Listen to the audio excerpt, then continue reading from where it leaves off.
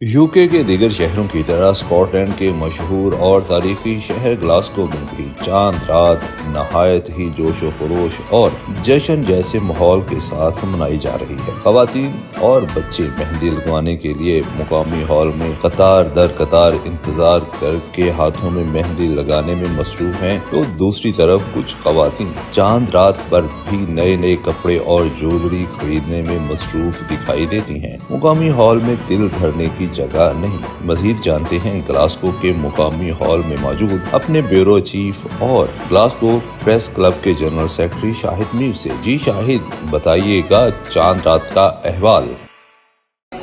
जी, यहाँ पे जो मुकामी होटल है, यहाँ पे कम्युनिटी ने अरेंज किया हुआ है और बहुत ही ज़्यादा रश है खवातीन और बच्चों का।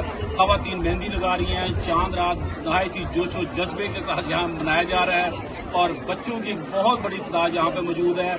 यहाँ 2-3 जगहों पे ग्लासगो के मुख्तलिफ जगहों पे हाउस ऑफ शेयर में, की सेंटर में, देसी ढाबा में और यहाँ पे रिवर पैलेस में भी यहाँ पे मेहंदी लगाने का और चांद रात को जोश और जज्बे के साथ जश्न के साथ मनाने का एहतमाम किया गया है।